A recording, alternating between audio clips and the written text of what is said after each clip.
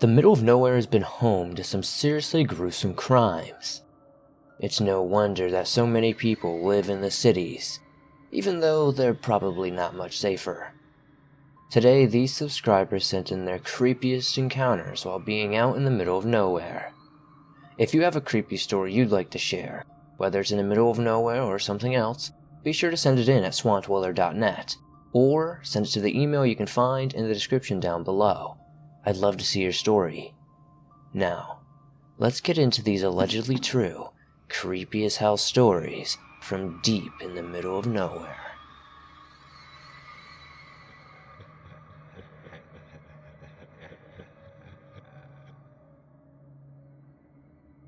This happened just last month, about a week before Halloween. Stuck at a job I absolutely hated, I cashed in on my vacation time for a week off. My younger brother Jesse and my friend Sean decided during the time off we'd go camp at an abandoned farm near where I live. I grabbed my K98, Mauser, and my survival bag and loaded up some supplies in my Jeep. My brother grabbed his Mosin Nagant carbine, and Sean brought along a 12-gauge shotgun. We then drove down the road to a gravel parking area in front of a popular swimming hole before parking and walking. As we climbed the hill leading to an abandoned farm, I noticed the sun had begun setting. I started to feel a little nervous. In an effort to calm my nerves, I carried my K98 in hand instead of slung over my shoulder. It took about 20 minutes to reach a farm, at which point we decided to camp in the hayloft in the barn. The only thing in the barn itself was a couple old, destroyed cars, including a Chevy Bel Air. It didn't take us long for us to set up our sleeping bags and an LED lantern. I ate an MRE and passed out quickly afterward. I awoke around 11:30 with a big urge to piss and noticed everyone else was sleeping. Groggy as hell, I sat up and began to stretch. Before fully standing though, I heard footsteps outside.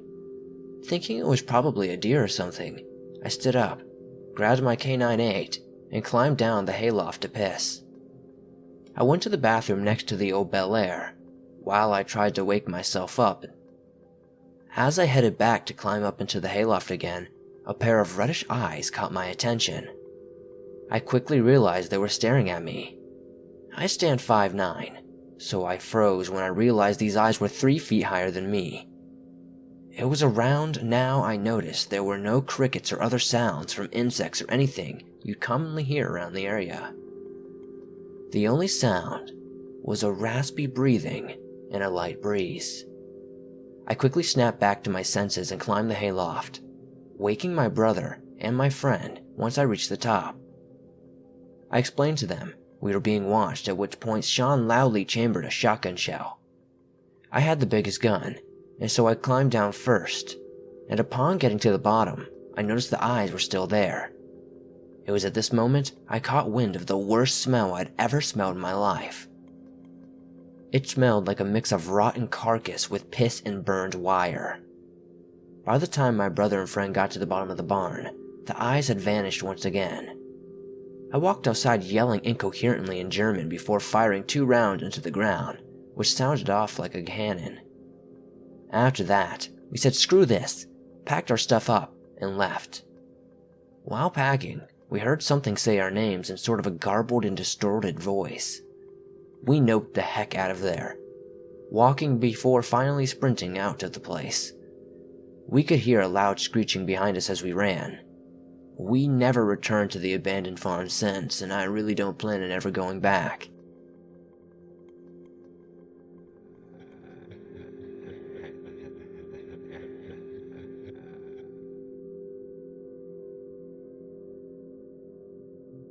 The following events took place in the Colorado Rockies in a small town known as Grand Lake. After the following encounter, I researched the area some more only to realize it was home to some of the most prevalent paranormal activity in the state. The story begins with myself, my family members who for privacy reasons will remain unnumbered, and my pet Australian shepherd named Rex. We arrived at our cabin at about 3 in the afternoon, and unpacked our things for a weekend of camping. After a brief debate, it was decided I would sleep on the outcropping on the upper floor, with a futon, a small wooden box for my clothes, and a window overlooking the surrounding forest. During the night, I had this uneasy feeling, like I was being watched by something or someone. Chalking it up to me just being paranoid, I tried to push through it and sleep in the enveloping silence that the mountain was bringing. Throughout the next day, the feeling of being watched followed me everywhere I went, from hiking to shopping with my grandma in the village below. At about 11 at night, as I was beginning to drift off, I started feeling an overwhelming panic. I called my dog to my side in the hopes it would calm me down a little bit. The next few minutes were peaceful until Rex's ears perked up and he began growling at something outside the window. I shifted in my makeshift bed to see what it was and immediately regretted the decision. Outside my window stood a figure with horns. It stood upright on two legs, just like a person. I screamed, and my uncle immediately rushed in to see what was going on.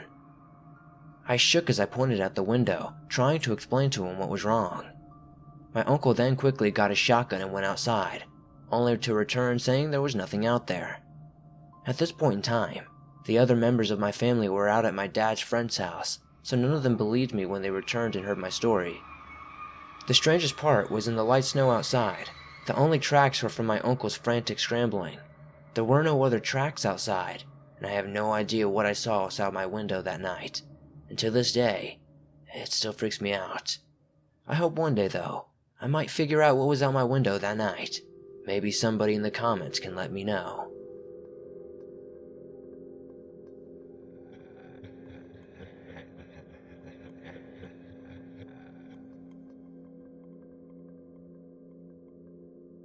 The following events took place about 2 years ago in Oklahoma. I hoped to get out of my house for a bit, and my friend Scotty, who lives in Yukon, Oklahoma, called and asked if I wanted to spend a few days with him. I immediately seized the opportunity to get away and got ready. I always bring my dogs when I drive, so I hope you'll forgive me naming all my dogs, but they play an important part in this story. Their names are as follows, and there is 9 total. Fatani, a Dutch Shepherd, Sarah, a Labrador Retriever mix, Kodiak, a Dalmatian mix, Gray Gray, a Pit Bull, Elsa, a Bull Terrier mix, Penny, a Coonhound, Kyra, a Rottweiler, Jackson, a Terrier mix, and Benji, a miniature Schnauzer. It's about a 55-minute drive from Del City, Oklahoma to Yukon, Oklahoma, so I was planning on taking my time on the road, being I had all my dogs with me. All the dogs were asleep, except for Benji and Penny, who tend to be the most protective of my dogs. Not long into the ride, I stopped at a gas station to get food for myself and my dogs. I took Penny in the gas station with me as it was night out, and soon after paid for all the food and continued driving into the night. My radio on, I was cruising when I suddenly saw a set of headlights behind me. I pulled over to let them pass, but as I did, they pulled over as well. The person in the vehicle behind me got out and distinctly remember them wearing a red shirt. I rolled all my windows up and double-checked all my doors were locked. Before grabbing some pepper spray and a hammer I kept under my seat.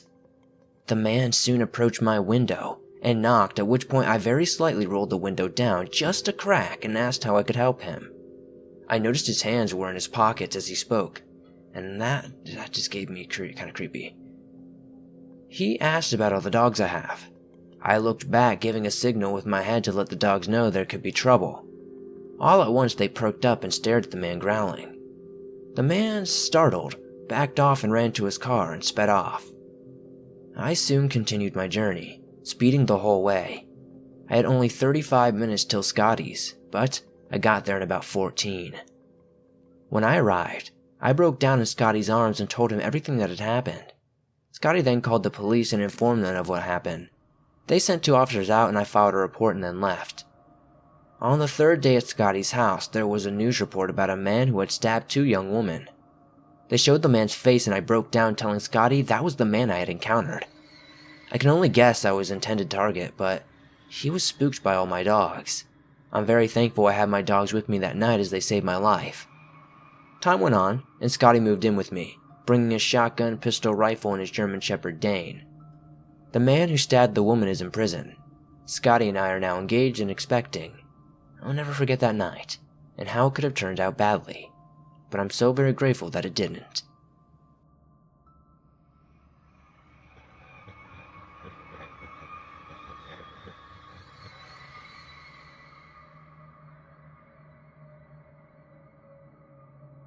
It seemed like any other day in my 7-year-old life. I was a scout in Denmark, and we had scouts on Mondays. When scouts ended, I asked my mom if I could go out on the playground, as scouts was at my school. She said yes, and so I excitedly ran out there and started playing with some football. Soon after, I saw a big swing began to move. I noticed a dark shadow on the swing, but I attempted to ignore it and kept playing. When I noticed it again, later on, I went over to see what it was. That's when I saw an old man, slowly swinging. I'd never seen the man before, so I knew he wasn't a teacher or anything like that. He looked to be in his mid-30s and had a faint voice as he spoke. "Hi, Adam." I was afraid of hearing this, but still, I responded, "Hi, what's your name?" The man replied Thomas. After about another minute or two, my mom began calling me, at which point I said bye to Thomas and went to my mom. My mom grabbed me and pulled me aside and asked who I was talking to. I told her his name was Thomas and that he was my new friend. My mom then walked me upstairs. We were in the basement at the time, and looked outside. Thomas was gone. We went home at about 8 p.m., at which point I went up to my room to read. I had an okay-sized room with my bed at an angle that allowed me to see the whole room. As I read, I heard something fall like a piece of paper sliding on the ground from a high place. I ignored it, but 5 minutes later I heard faint footsteps coming up the stairs. I ignored this as well, thinking it was just my mom coming upstairs. This is when a shadow appeared inside my room after opening my door, ever so slowly. There was a light next to my bed that I flicked on, and to my shock, I saw Thomas. I asked him how he got here, and he told me he was following our car home. After about 5 more minutes we became friends, kind of anyway. My mom walked in, and as she did, Thomas disappeared. I proceeded to inform my mother I was speaking to Thomas, and then asked her if she knew a Thomas. She told me her uncle was named Thomas, and he also went to school where I went to. If you're guessing, he was also a Boy Scout in his time. You'd be guessing right. Apparently he used to hang out there, at that swing. One day, while at that swing, he just seemingly vanished, never to be seen again. Although it scares me to think too much on it, I like to think his being on the swing is a way of enjoying the childhood he never got to fully live.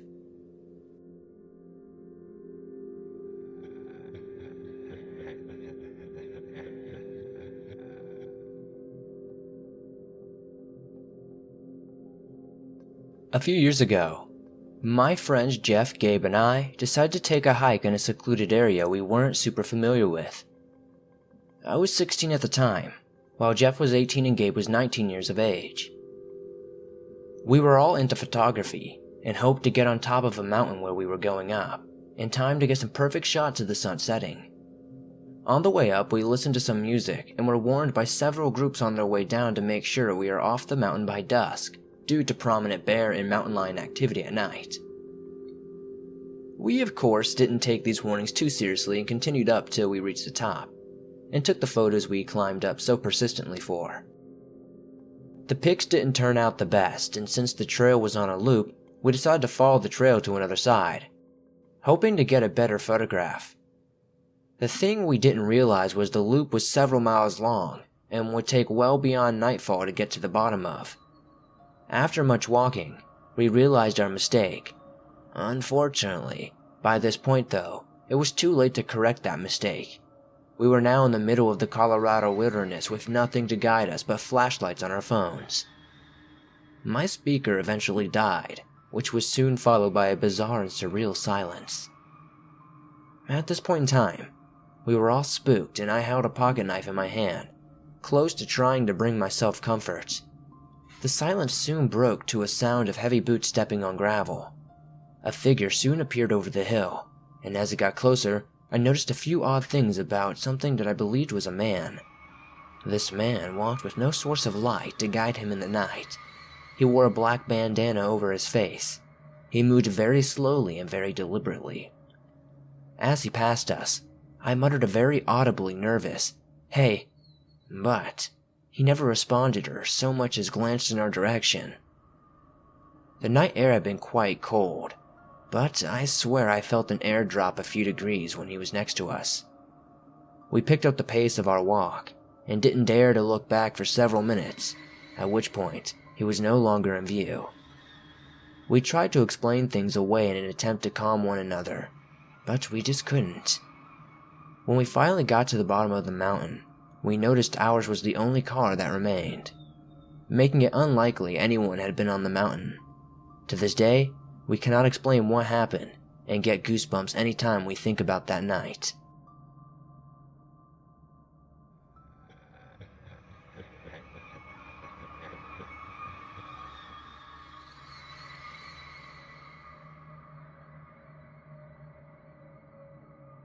I am a 20-year-old female who lives in Michigan. I was 16 at the time the following events took place. I'm a huge athletic nerd who goes hiking almost every single day. On the day in question, I drove to the hiking trail I go to almost every time I hike. When I arrived, I saw a creepy guy looking to be in his 30s, but me being the stubborn and dedicated hiker I am, I began down my trail, ignoring the man as I began to jog. I was about 200 to 300 yards into my hike when I decided to take a break. That was when I heard a scream that made my heart drop and turned to see that creepy guy from before in full sprint heading at me. I bolted as fast as I could, but the guy was running so fast he was gaining on me, which is saying something as I'm very fast. My pursuer ran like he had taken 2 shots of steroids, and I screamed before cutting a sharp turn into the woods, before rushing towards the parking area. I could hear the man's footsteps as I ran deeper through the woods. As I approached the parking lot, however, I realized the footsteps were getting slower. Upon arrival at the parking lot, I immediately took out my cell phone and called the cops. It wasn't too long after they arrived and searched the area that they found the man that was chasing me. He was a 37-year-old homeless man who was apparently carrying a butcher knife in his coat pocket. To this day, I'm very thankful I took ROTC in high school and that I hiked so often, as otherwise, he'd likely have had an energy advantage over me, and I likely would have been murdered or something like that.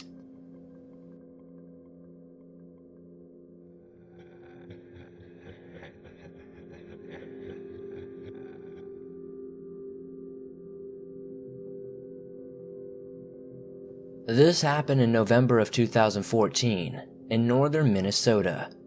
The nearest town would be Cook. I will start with a little backstory. We own 160 acres that butts up to Net Lake Indian Reservation. It's a very desolate place. If someone were to get lost and walk north or west, they wouldn't hit a road for at least 50 miles. Firearms deer season is the first week of November, so my father had his stand fairly close to the northern property line. There had been a fresh 4 inches of snow the night before, and from his stand about 200 yards away, my father noticed something across his shooting lane. Sitting for a few hours, and not seeing anything, he decided to take a walk and see what had crossed. What he found there were 16-inch long human-like footprints. He and I had similar experiences previously, so we knew it could be from a Sasquatch. At any rate, on to the story. It was a Wednesday around 3 p.m. Beaver trapping season had just opened the weekend prior, and I was ready to set some traps.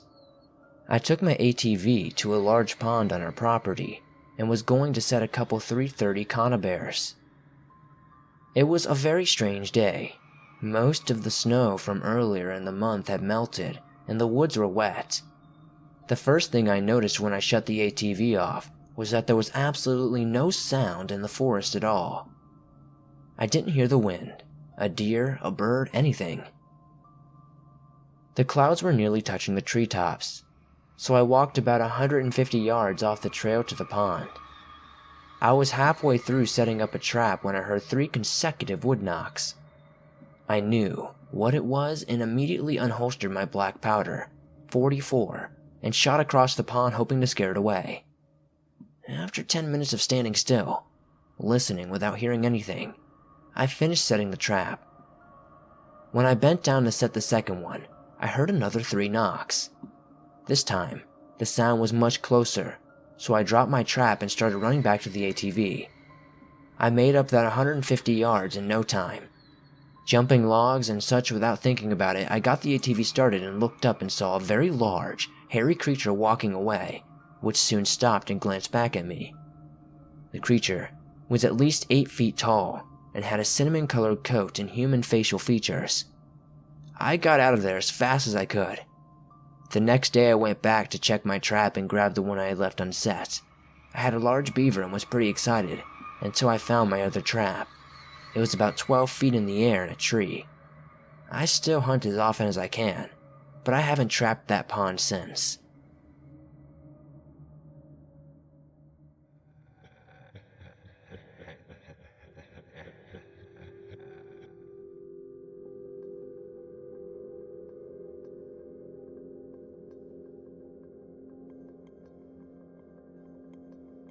Back in 1992, when I was 12 years old, I went fishing with my uncles and cousins. It was getting late. Me and my cousins were around the same age. We were in the back of my uncle's truck, while my uncles drove back to my grandmother's. It was around 2 in the morning. As we were driving down the dark country road, I noticed this strange light in the sky that seemed like it was following us. I told my cousins, "Hey, look," at which point they noticed the light as well. We initially thought it was an airplane, and soon my uncles pulled into a country gas station. The moment my uncle turned off the truck, we told them to look. They looked and they thought it was a low-flying airplane as well, which seemed logical since there was a small airfield nearby. A few moments later, 2 state troopers showed up, parked at the gas station, and came out of their vehicle. They lit up a cigarette and started talking. Another small pickup truck showed up, and I heard this older man telling the troopers about the strange lights in the sky. I wanted to tell the troopers about the light we saw, but my uncles came out of the gas station and we took off. We arrived at my grandma's house, and my uncle told us to go inside and go to sleep. My grandparents went to Mexico for vacation and to visit family, so nobody was home but just us. They told us they would be back in the morning, at which point we went inside. We talked about the fish we caught and made jokes. Then I brought up the light in the sky. The moment I brought it up, we heard the neighbor's dog barking around the house. We went outside to see what was going on when we heard a low humming sound, and I looked up and saw the same strange light close to the house. We all screamed and ran inside the house. We locked the doors and turned off all the lights. Something that looked like lightning outside rang out, and we could still hear the humming sound. The dog stopped barking, and while we hid under the table in the kitchen, the lightning continued outside the windows, but there was no thunder afterwards, and not even a single cloud in the sky above. We all stayed awake till my uncle returned the next morning, and we then told them what happened.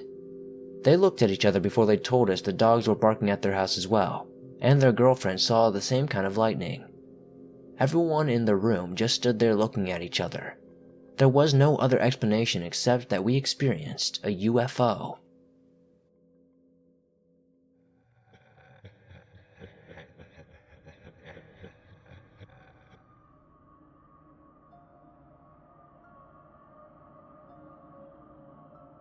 This story probably won't sound scary, but it is easily the most chilling experience of my life. I've recently gotten into watching urbex videos on YouTube and wanted to get into the hobby myself. We have a mansion not too far from here that's abandoned, and so I figured I'd start there. The place is called Ivy Manor Farm. It was owned by a physician in the 1900s, but the owner left without a word.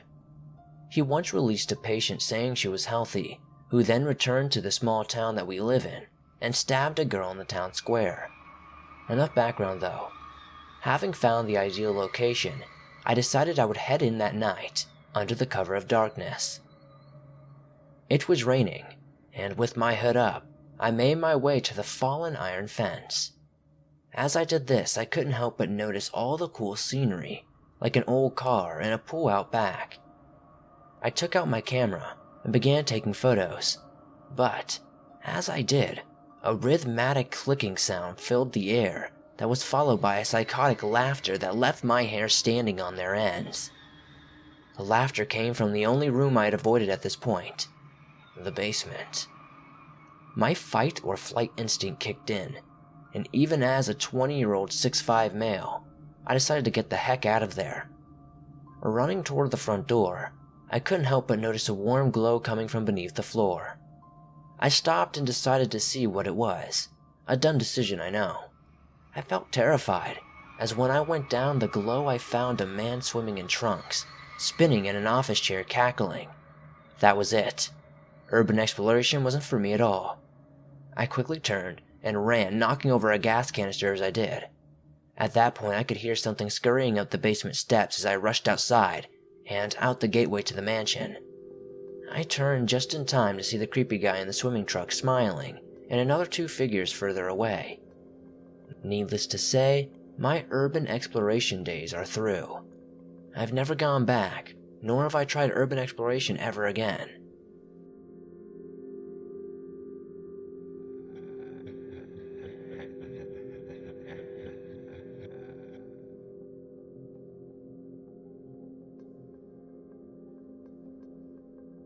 This happened 10 plus years ago, so I'm paraphrasing for all parties.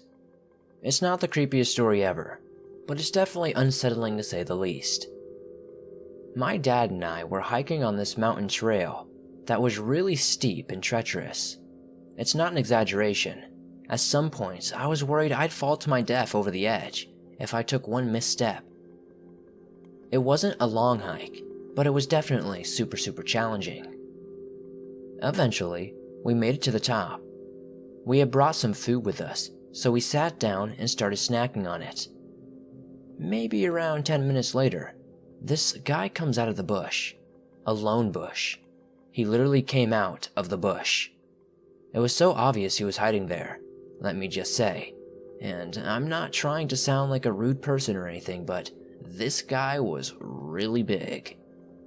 An unhealthily large man. My first thought was, how did this guy even make it up here? Again, I don't want to be rude, but I was genuinely curious as how he made it up there. I was out of breath, and so was my dad. The guy was not out of breath at all. The interaction with this guy was very odd, but it went like this. The guy asked, "Hey, can I sit with you guys?" Before we could answer, he sat down on the rock next to us and started talking. He asked the most cliche, creepy as heck questions like, "Where do you guys live? And how old are you? Are you married?" I was 14, by the way. "And you're so pretty." My dad immediately stands up, gives me a head nod like, let's get away from him and leave, and tells the guy he just wants to spend time with his daughter. My dad was super polite, but I could tell he was thrown off by this guy. We start moving around our area, and the guy says, "Hey, F you!" pretty aggressively. My dad says something along the lines of, "Watch your mouth, my kid is here." We did have a rifle on us, and that didn't seem to register to the guy. He definitely saw it, but it was on my dad's back. The guy just sat there on the rock. He would not go away. He was staring us down. I guess in his defense, there wasn't really anywhere for him to go except back into the bush or down the mountain. He just kept staring at us. He gave me the most uneasy, uncomfortable feeling. This situation was classic scary movie stuff, but my first thought was he was probably some mentally disabled guy, or maybe mentally disturbed or something like that, and was probably just harmless. But after we moved, he started threatening us with stuff like, "I'll beat your butt, and you better not talk to me like that." Like what? We were pretty nice in asking you to leave us alone. That's when alarms really started to go off in my head. The situation really started to escalate pretty quickly after the threats. So my dad takes the rifle off his back and whispers to me, to stand up and start walking down the mountain, and he'll be right behind me. The next part is all from hearing movement and footsteps because I was following my dad's orders and walking back down the mountain. But I could hear the guy starting after my dad, asking why we were leaving. My dad turns around and screams at him to back off. I could hear the click from the safety and thought this is seriously flipping happening. He was trying to be a badass. The gun was for bears. The mountain was known for bears, and we had food on us. After the guy finally backed off, my dad caught up to me and told me everything was fine and just keep walking. We made it back to our car, locked the doors, and drove out of there as fast as we could. To this day, though, I don't know how that guy got up there. People hunt in other parts of the mountain and hike there during the appropriate seasons. You legally cannot live on that mountain. There's nowhere to put a house. How long he'd been up there, and what in the world his intentions were, I guess I'll never know. I'm just glad we had the rifle. That guy was definitely more dangerous than any bear out there that day.